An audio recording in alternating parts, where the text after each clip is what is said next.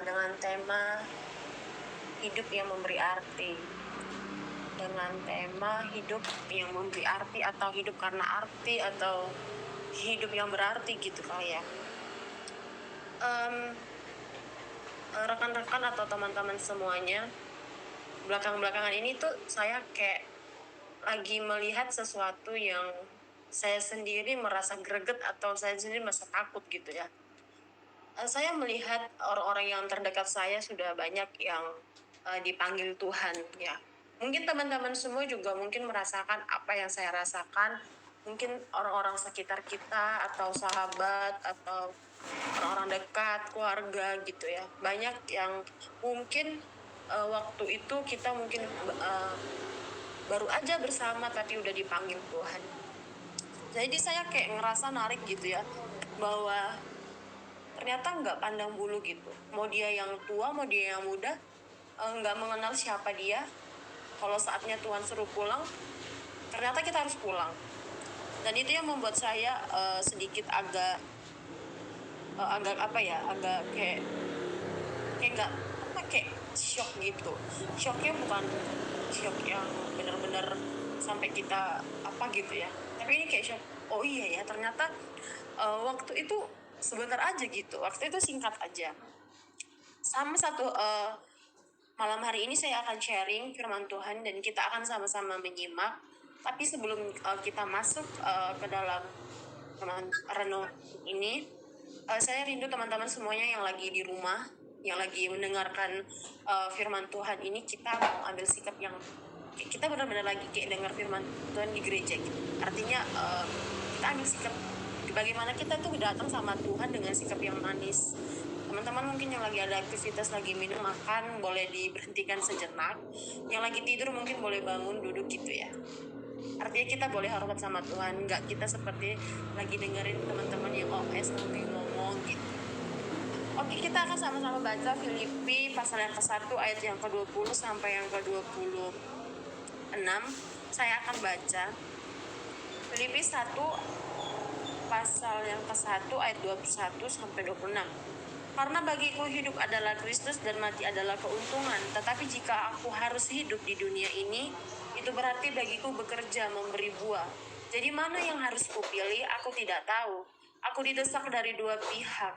Aku ingin pergi dan diam bersama-sama dengan Kristus, itu memang jauh lebih baik. Tetapi lebih perlu untuk tinggal di dunia ini karena kamu.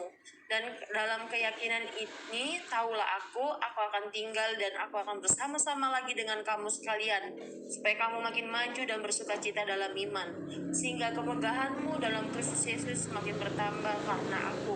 Apabila aku kembali kepadamu, aku akan ulang yang ayat 21, karena bagiku adalah hidup, karena bagiku hidup adalah Kristus dan mati adalah keuntungan. Baik, mungkin teman-teman semuanya pernah dengar khotbah-khotbah ini, mungkin di renungan ini mungkin ada di rumah duka, mungkin kalau familiar kita pernah sering dengar gitu ya. Ada banyak berkata bahwa uang adalah, waktu itu adalah uang gitu ya. Mungkin pandangan kita mungkin berkata bahwa waktu itu adalah uang. Tapi mungkin ada beberapa orang yang berkata waktu itu adalah nyawa. Artinya bahwa kita nggak tahu kapan kita dipanggil sama Tuhan. Teman-teman semua, malam hari ini kita mau belajar dari Paulus.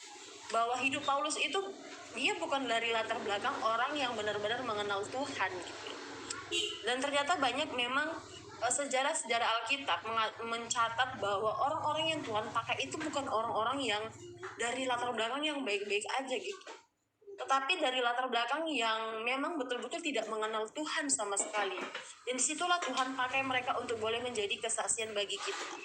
Jadi Paulus itu adalah hasil buah pelayanan. Paulus itu adalah kita gitu. Kalau tidak ada Paulus gitu ya, saya nggak akan mengerti apa yang mungkin kita hari ini pelajari gitu ya. Tapi karena Paulus sudah memberi buah yang hari ini kita nikmati, ya karena itu kita bisa percaya sama Tuhan. Dia bisa menyampaikan Injil untuk kita boleh sama-sama percaya sama Tuhan. Paulus itu adalah penganiaya jemaat. Kita tahu bahwa Paulus itu orang yang taat sama mungkin agamanya waktu itu. Dia orang yang sangat pintar. Dia mungkin orang yang sangat bisa dikatakan sangat benci sama yang namanya Kristen gitu. Tapi ketika dia menganiaya jemaat Tuhan yang Kristen itu ya, tapi disitulah mulai di mana Paulus waktu di dalam perjalanan kehidupannya dia menemukan satu titik di mana dia berjumpa sama Tuhan. Dan ketika dia berjumpa sama Tuhan, disitulah kehidupan Paulus diubah sama Tuhan.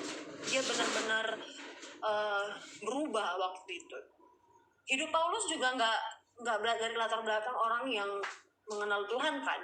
Dia juga penganiaya Tuhan. Pokoknya dia itu kayak benar-benar benci sama yang namanya Kristen gitu. Nah, hari ini mau saya sampaikan adalah bahwa bagaimana kehidupan Paulus sampai dia mati, dia itu memberikan buah yang benar-benar ya, hidupnya itu 100% untuk Tuhan. Sejarah Alkitab juga mencatat bahwa Paulus begitu banyak lika-liku kehidupannya itu yang kita bisa ambil gitu ya, makna dari kehidupan Paulus. Ketika dia menyampaikan firman Tuhan, hidupnya juga gak oke-oke aja. Dia juga harus masuk penjara karena dia harus menyampaikan firman Tuhan.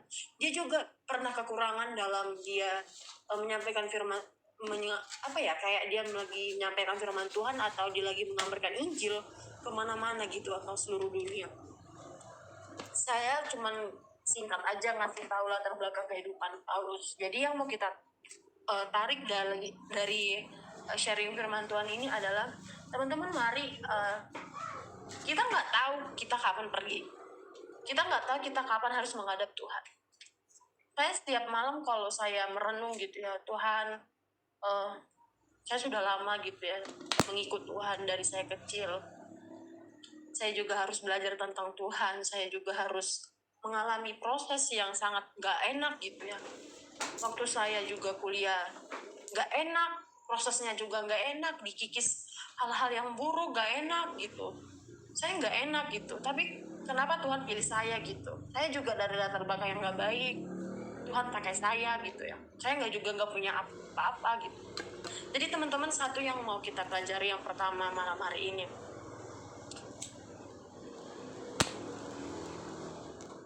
yang pertama yang Tuhan mau beri, yang di ayat 22, tetapi jika aku harus hidup di dunia ini, itu berarti aku bekerja untuk memberi buah.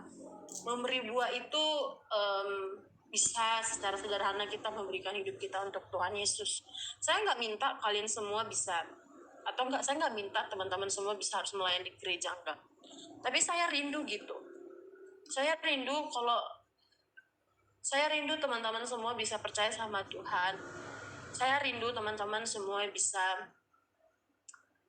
mengenal Tuhan itu secara pribadi. Saya rindu hanya itu aja untuk yang pertama gitu.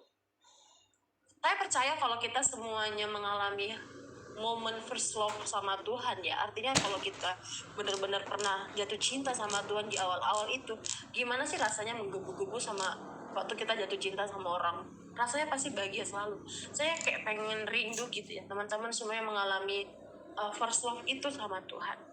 Saya percaya kalau teman-teman semua udah mengalami hal itu, saya juga percaya teman-teman semua pasti ambil bagian dalam pelayanan Tuhan.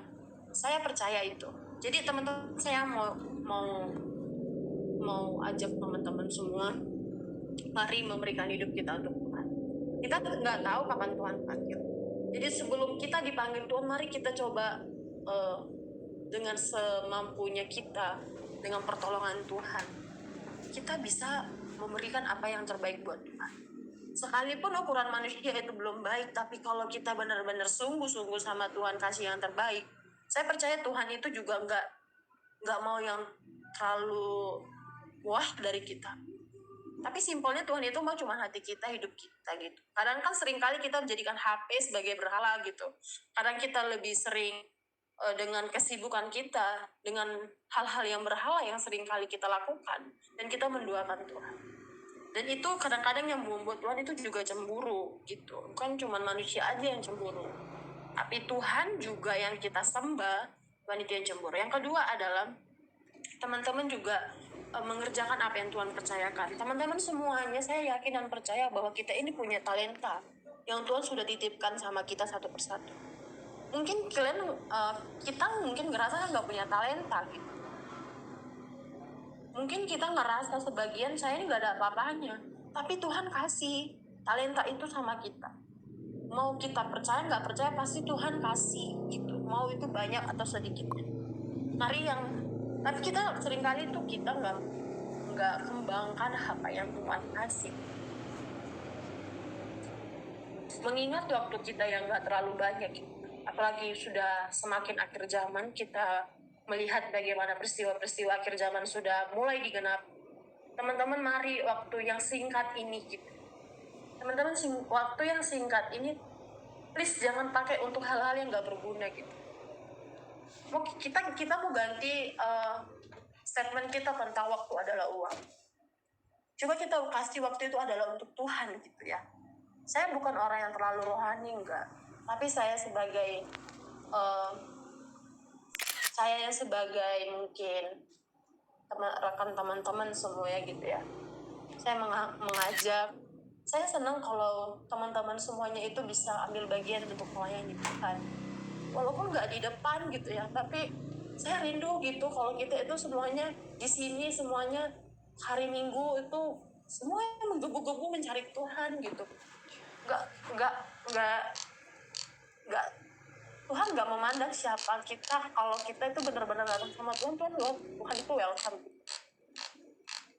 Itu aja sih renungan malam hari ini. Semoga Tuhan juga, Roh Kudus juga membantu kita untuk kita boleh membawa hubungan kita itu sama Tuhan. Yang pertama, kita mau mengalami first love itu. Yang kedua itu adalah mengerjakan apa yang Tuhan percayakan. Jika hari ini kamu dipercayakan mungkin dalam sebuah perusahaan, mari lakukan dengan sungguh-sungguh gitu, tanpa ada yang neko-neko, mungkin nggak ada yang pokoknya lurus-lurus aja gitu.